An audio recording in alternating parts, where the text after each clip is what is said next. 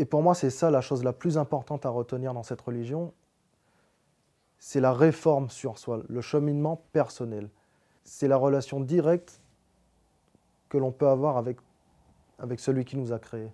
بالقرآن اهتديت في رحبه تحلو الحياة شوقا إلى المولى أتيت أسلمت روحي للإله قد زان لي أغلى طريق وهو الشفيع هو الرفيق يا هائما هل تستفيق وترى السعادة والنجاة قد زان لي أغلى طريق وهو الشفيع هو الرفيق يا هائما هل تستفيق وترى السعادة والنجاة.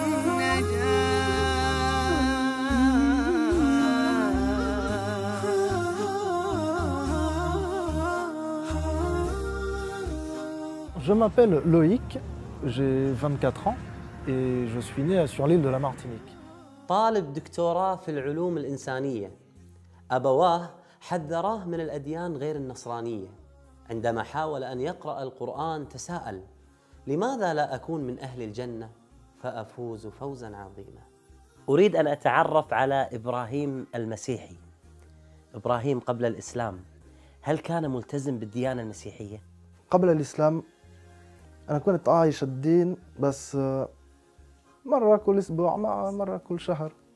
والديك كانوا يعني ملتزمين بالديانة المسيحية، الوالد والوالدة؟ أمي ملتزمة جدا في الدين المسيحية. أبوي زي الفرنسيين عاديين يعني شوية شوية بس مش ملتزم في الدين. هذا الإبراهيم قبل الإسلام كان يعني ضايع في الدنيا بس جوا كان في شوية إيمان موجود.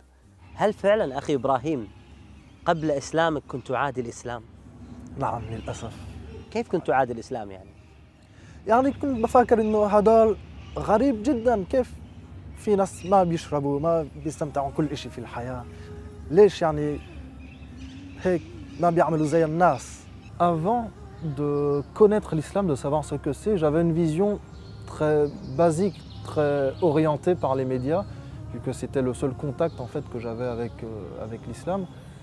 C'était une religion inconnue.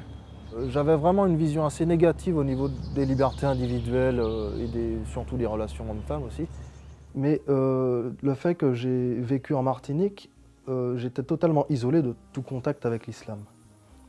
Quand je suis arrivé en France, après mon baccalauréat, j'ai commencé à rencontrer des gens musulmans. Mon premier colocataire, c'était d'ailleurs un yéménite.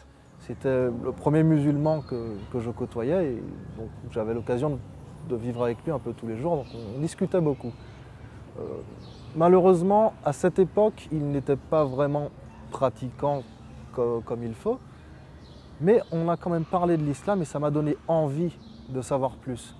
وعندما تحدث معه عن الإسلام تعجب من قرب قصص القرآن من القصص التي كان يسمعها في الكنيسة.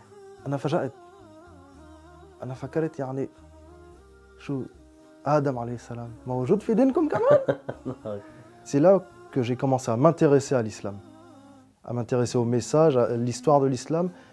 Et le fait de m'intéresser à l'islam, je suis revenu à ma religion de départ. Et c'est là que je me suis rendu compte qu'en fait, qu'il y avait un message originel qui a été modifié au fil du temps. Et je voulais vraiment retrouver ce message. يا إله الكون يا المولى العظيم يا كريما منه قرآن كريم ردل القلب سطورا من ضياء راجيا أن يغسل الذنب العظيم. الشيء الغريب في قصتك أخوي إبراهيم أنك تعلمت اللغة العربية قبل إسلامك. لماذا؟ نعم، أنا شفت إشي غريب إنه للأسف الإسلام إشي والمسلمين إشي تاني. يعني أنا فكرت إذا هذا الدين كويس مستحيل أنا باخذ الدين من الناس وأنا باخذ كمان الأخطاء تبعهم. يعني تكرر ابتعاد المسلمين عن تعاليم الإسلام الحقيقية، فأخلاق المسلمين بحاجة إلى عودة صادقة لأخلاق القرآن. والله الحل سهل، فقط نقرأ كيف كان النبي صلى الله عليه وآله وسلم يتعامل مع الناس. فأنا كنت بدي أتعلم عربي عشان بعرف لنفسي، بقرأ لنفسي، بتعلم نفسي، مش على طريق الناس. أنا كنت بدي أكون يعني حر في ديني، عشان قبل في الدين المسيحية نتعلم الدين من الناس، والناس بيحكي لك هذا الحق هذا الحق. أنا ما كنت بدي أعيش نفس الإشي مع الإسلام. لما اشتكى جوف الظما، لما بكى جفني دما، والدرب خاف جهنما، لجأت للقرآن. من المعروف أن الفرنسيين من أكثر الشعوب الأوروبية ارتباطاً بالثقافة، سواء في الفلسفة أو الأدب أو الفكر. لذلك تجد أن من سمات هذا الشعب كثرة القراءة وحب الاطلاع والبحث. Et c'est pour ça que j'ai profité d'une année d'études à l'étranger pour aller en Égypte. En Égypte, je suis resté pour une année entière, une année scolaire. Et au début, c'était un petit peu difficile d'apprendre l'arabe, tout était nouveau pour moi. Mais je me suis beaucoup servi du Coran petit à petit, même sans être musulman, pour avoir un contact avec le cœur de la langue arabe. أول مرة سمعت فيها القرآن؟ أنا كنت في مصر في الباص ونزلت القرآن على الموبايل. أنا سمعت سورة البقرة، أكيد أنا ما فهمت كتير، بس بعد يمكن ربع ساعة أنا سمعت إني أعلم ما لا تعلمون، وأنا حسيت إشي غريب، إشي قوي جدا. هذا اللي فهم. عم الظلام فؤاديها، بات الليالي قاسية، ما عدت أدري ما الضياء إلا مع القرآن. عنت في آياته فأنست في صفحاته، ورشفت من نفحاته، ما أعذب القرآن. يعني ومن هو الذي يقدر يحكي لي أنا أعلم وأنت لا تعلم؟ هو الله. أنا كنت متأكد إنه هذا كلام الله. Et quand j'ai compris que le Coran c'était vraiment Dieu qui nous parlait et qui en même temps me parlait directement, c'est à ce moment-là que j'ai commencé à vraiment accepter que le Coran est au centre de l'islam et qu'en acceptant le Coran, je devais aussi accepter l'islam.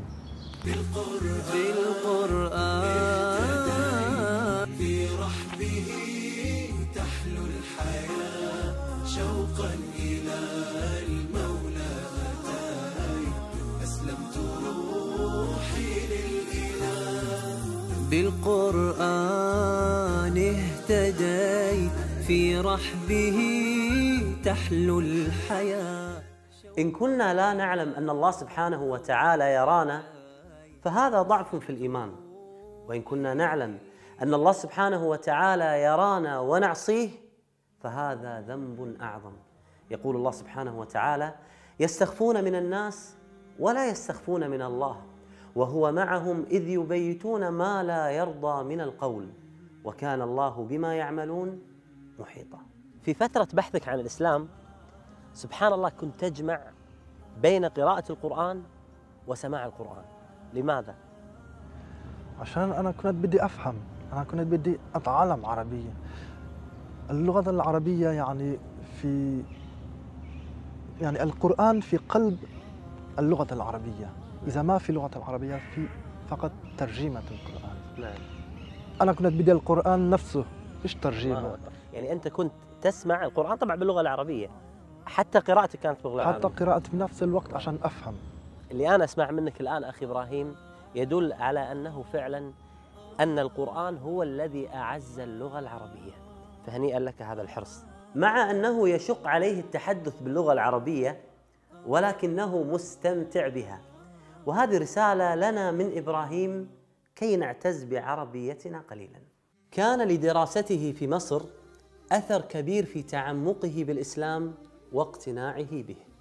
En Égypte, dans mon école, il y avait une sœur que je croisais tous les jours, elle était dans ma classe, et je me souviens que je lui envoyais parfois des clichés pour rigoler, pour voir sa réaction. Je lui demandais quel effet ça fait de vivre avec un voile ou d'être oppressé, ou enfin tous les petits clichés qui sont véhiculés dans les médias.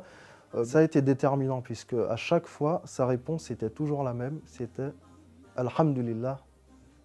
Elle était heureuse d'être musulmane. Donc je me suis interrogé, comment ça se fait? J'étais persuadé qu'il y avait des problèmes avec le droit, les droits de l'homme, l'oppression des femmes, ce genre de choses. Et j'ai en face de moi quelqu'un, petit à petit, avec les autres musulmans de cette école, au fil des discussions, on m'a souvent envoyé vers des vidéos YouTube ou des choses sur Internet. Et c'est à partir de là que j'ai pu découvrir la foi musulmane, de quoi elle est faite. C'est à partir de là que j'ai pu découvrir la vie après la mort, le paradis, l'enfer, le jugement, les bonnes actions, les mauvaises actions. واستمر بحثه ونقاشه مع المسلمين من حوله حتى جاءت لحظة الهداية. حدثني عن لحظة الشهادة، هذا اليوم المهم في حياتك شيخ إبراهيم. هذا اليوم أنا كنت قاعد بحضر فيديو على اليوتيوب. J'ai continué à regarder la vidéo. Et à un moment donné, quand un passage du Coran a été cité, je ne me souviens plus lequel, mais qui parlait de ce que les gens du paradis reçoivent pour ce qu'ils ont fait de bien sur terre, j'ai ressenti que mon âme a crié en moi. J'ai ressenti un cri. فهل أحسست أن سماه غيما إذا رتلت آيات كريمة سماء بل شفاء بل هداية لماذا أنت لم تدرك نعيما. آيات الجنة في القرآن مهمة، لذلك تجدها كثيرة ولها وقع عجيب ومريح على قلب الإنسان. وعندما تجد الله سبحانه وتعالى في القرآن يرغبنا بالنعيم وكأنه يقول اتركوا عنكم هذه الدنيا. وجوه يومئذ ناعمة لسعيها راضية في جنة عالية لا تسمع فيها لاغية فيها عين جارية فيها سرر مرفوعة وأكواب موضوعة ونمارق مصفوفة وزرابي مبثوثة. اللهم ارزقنا الجنة. Et subhanallah, peut-être 10 ou 15 minutes après, il y a un groupe de sœurs de cette école qui sont venues vers moi et qui m'ont dit وحكوا لي إذا بدك تكون مسلم تعال نروح على الجامع وتحكي الشهادة. واتجه لجامع الأزهر في مصر ليعلن الشهادة لله ويترك عبودية الدنيا. J'ai répété après le cheikh la shahada et alhamdulillah je suis devenu musulman ce jour-là. وأنا حسيت إنه زي أنا خرجت من المشاكل. كم عشت والتفريط عادة ما ذقت في الدنيا سعادة حتى اهتديت إلى العبادة يا راحتي لما اهتديت سبحان من عدت إليه بسطت لنا كلتا يديه ألقيت أوزاري عليه يا ربي فاغفر ما عصيت. On est tous nés sur la fitra. La seule différence, c'est que, en n'ayant pas grandi dans un environnement musulman, on fait un détour. On part plus ou moins loin. Il y en a qui partent tellement loin qu'ils ne reviennent pas. Mais en fait, ce n'est pas une conversion, c'est un retour à l'origine. C'est un retour à l'islam. Et donc pendant à peu près le reste de ma scolarité,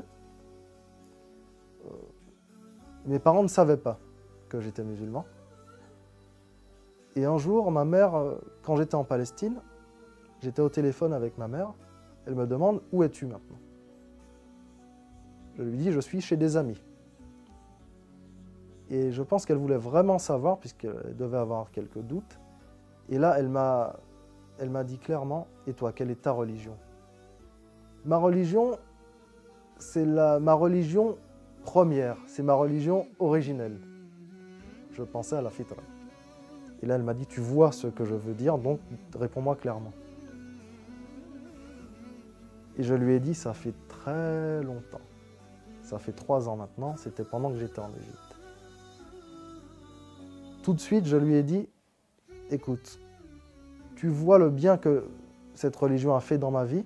أريد أن أعرف ما هي الآية التي أثرت بشكل كبير على قلب أخونا إبراهيم. اهدنا الصراط المستقيم. ليش؟ عشان ولو يعني نحن بدنا نقرب عن الإسلام ما بنقدر إلا بإذن الله. عشان هيك نسأل اهدنا الصراط المستقيم، يعني احنا مش قادرين.